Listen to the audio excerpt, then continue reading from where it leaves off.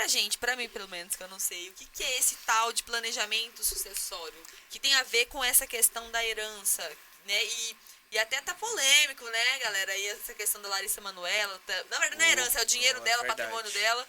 Mas, assim, explica pra gente um pouquinho o que é esse planejamento. Que não deixa de ser herança, né? Porque se ela morrer, vira herança dos pais. Olha aí, então tô tão leiga, hein, galera? Tô aprendendo aqui hoje.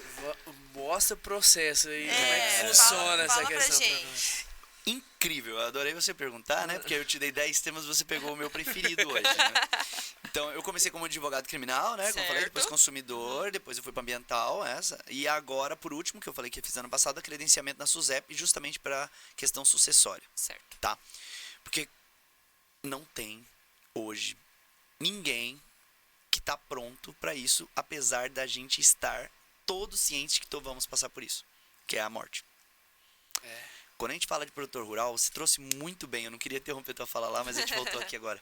O produtor tem um apego por aquilo. A gente chama de legado. Legado é até uma expressão latim, né, de legacy, de você levar para a prosperidade, não para a sua próxima geração, mas para a eternidade. Isso é legado. Isso é o que Aquiles queria quando ele foi lutar em Troia. Ele não queria ser famoso e rico na época dele. Ele queria ser conhecido por milênios. Isso é legado. E quando você conversa com o produtor rural, você vê que é isso que ele quer. Ele chegou muitas vezes, você conversa com um senhor de 70, 80 anos, que tem um patrimônio de 300 milhões de reais, claramente, com um mínimo de conhecimento de finanças, você podia dizer, se você vender e você aplicar, você vai ter uma renda passiva que você não vai conseguir gastar e você vai manter todos os seus filhos, netos. Não, doutor. Não me importa isso. O que me importa é o meu legado, é o como eu destino isso. Caraca. Eu passei uma vida inteira para construir isso aqui. Eu não vou me desapegar. E a grande preocupação que a gente tem, claro que a gente poderia falar aqui de herança, né, de inventário, Sim. né? É o seguinte, tem como eu me proteger para que os meus filhos não briguem? Porque esse é o problema. Não é deixar a herança. Isso, por maior ou menor que seja o seu capital, você vai deixar. Pô, acontecendo isso com o negócio do Gugu. É. As gêmeas estão do lado da mãe e o filho tá do lado da família, porque a mãe não ganhou o direito lá e o pau tá quebrando até hoje. E tem um erro crasso aí que foi cometido pela... Nossa, enfim, alguém cometeu esse erro, tá? Não vou apontar dedos aqui. Que, pra mim, tá? Na minha opinião, embora exista uma ferramenta chamada testamento, que a gente acha que arruma a casa, né? A gente tá falando aqui de briga de filho, provavelmente você deve ter pensado, então ele vai falar que vai ter que fazer o testamento. Eu ia falar isso, você tirou as palavras da minha boca. Falei, e o testamento? Vale de nada então? Como assim? Lucas, tá? Essa é a minha opinião. Sim. Não só como advogado, mas por eu ter essa especialização em previdência, seguros e tudo mais, a gente foi especializar-se em planejamento sucessório. O testamento, ele é uma ferramenta ruim para planejamento sucessório. E eu vou te dizer por quê. Não diga pra todos, porque como assim? Uma vida toda, uma crença acreditando que o testamento salva? Não salva? Como assim? Pode ser que mude as regras do jogo, né? Porque o direito, Sim. assim como a língua portuguesa, né? Ele não Várias está mudanças. morto, ele vai mudando conforme a sociedade progride. Mas hoje, o testamento ele obriga o inventário a ser judicial. E nós temos no Brasil a possibilidade de fazer o inventário extrajudicial. Ou seja, fora da justiça, as partes, que são os herdeiros, sentam, conversam e dividem entre eles. Isso traz vários benefícios de economia e celeridade. Tá? Porque, por exemplo, deixar a herança é um problema. A gente acha que herdar é muito bom, né? Só vê os lados bons. A gente costuma falar assim, fulano é herdeiro, né? Como se fosse algo tranquilo. Sim. Mas a gente tem os custos de um inventário, que a gente não conversa. Por exemplo, se o inventário for judicial, hoje o custo judicial é de 2% do valor da causa. Tem um teto, claro, mas a gente está falando ali de 80, 90, 100 mil reais, dependendo do valor do patrimônio. O inventário. Só o custo judicial. O inventário. Por isso que o povo não faz. A gente tem um custo que chama ITCMD, que é Imposto de Transferência por Doação ou Causa Mortes. Todo mundo que morre tem que pagar uma tarifa que varia de estado para estado, aqui não tem como eu falar uma regra de bolo, mas que no Mato Grosso vai entre 2% a 8%, dependendo do capital. Acima de 3,4 milhões ali, já é uma tarifa de 8%. Então, se você for atender produtor rural hoje, se ele tiver ali 200, 300, 400 hectares de área produtiva, provavelmente ele já vai ter mais de 3 milhões de capital. Então, ele já vai pagar 8% sobre o capital dele para fazer o inventário. Mas vai ter custos de cartório, de escritura pública, transferência de imóveis, que você vai gastar de 5 a 10 mil por escritura, são 2 por imóvel, uma de escritura e uma de registro. Então, se tiver 10 imóveis, você já pode pôr mais de 200 mil aí. Que bola Tá. de neve.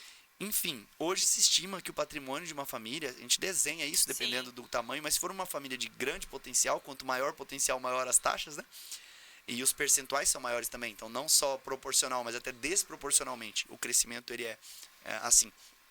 A gente vai gastar de 15 a 20% do patrimônio da família em um inventário. Isso que a gente não está colocando o fator de levantamento de capital. Muitas vezes o produtor ele está super endividado. Não porque ele é desorganizado, porque os juros é muito baixo. Então o banco oferece para ele um juros de 6% ao ano. Claro que ele vai pegar para comprar uma máquina, para comprar um trator e tal. Só que em vez dele ter capital, dinheiro, ele vai ter dívidas com o banco. Então se ele vem a faltar, a família não tem dinheiro para pagar todas essas despesas. O que eles têm que fazer? Vender. E quando você vende rápido, com pressa, o que você perde? Valor de mercado. Então dentro desse cálculo de 15, 20%, a gente ainda tem que colocar a possibilidade de desvalorização do patrimônio. Tudo isso porque você não planejou.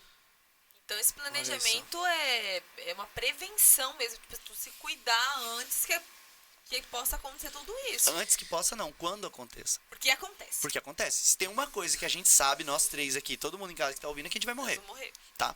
Então quem não se planeja não é só um ato isso é um problema meu. Não. Isso é um problema dos outros. Não planejar, não fazer um planejamento sucessório é um ato de egoísmo para com seus filhos e para com sua esposa ou seu esposo. Você nunca ouviu aquela assim, mas para de ser pessimista, a vida tá aí pra viver, que negócio é esse de ficar pensando na morte? Eu não preciso pensar na morte, porque eu sei que ela existe. Olha e eu sei que ela vai aí. vir.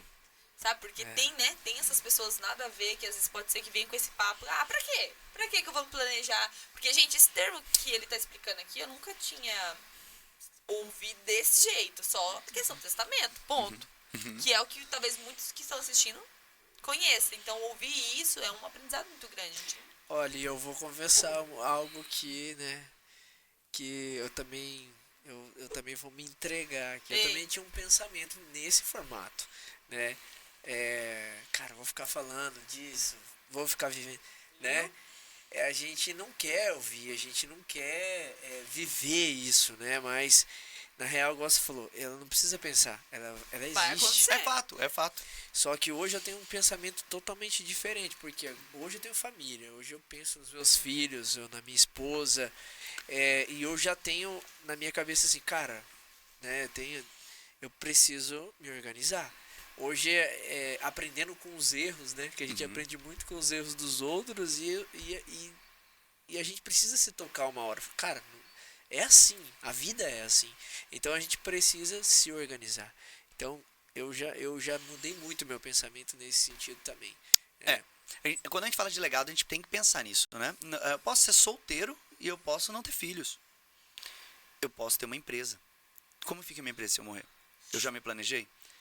Então isso não é só pro produtor, é pra não, todos. é pra todo mundo.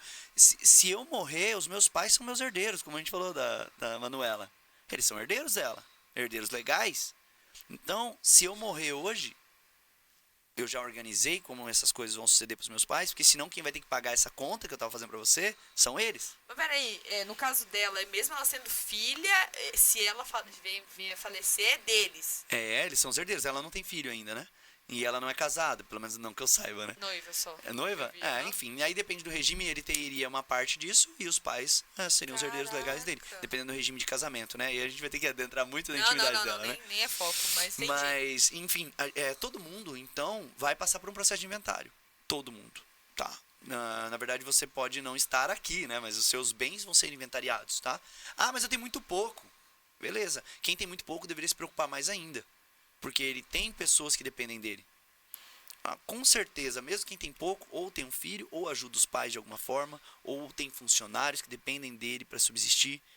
Se você planeja em falhar, é só você falhar em planejar. Porque o caminho óbvio é errar se você não se planeja. Você pode dar sorte por um bom tempo, mas uma hora vai dar errado. E a gente não fala só de morte no sentido ser enterrado. Sim. Tem toda a questão do planejamento sucessório que a gente fala, por exemplo, de passar o bastão. Algum momento você vai parar de trabalhar. Seja porque você não tem mais idade, seja porque você não tem mais saúde, seja porque você passe por uma invalidez, seja porque você seja cometido por uma doença grave como um câncer, uma diabetes, um AVC.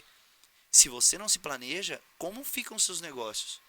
Como Sim. fica o seu legado? Você vai simplesmente deixar ele à própria sorte?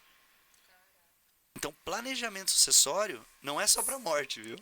É a Entendi. gente entender que tudo na vida se sucede. E a única forma de você criar um legado é você organizando isso, sabendo que você é só uma transição.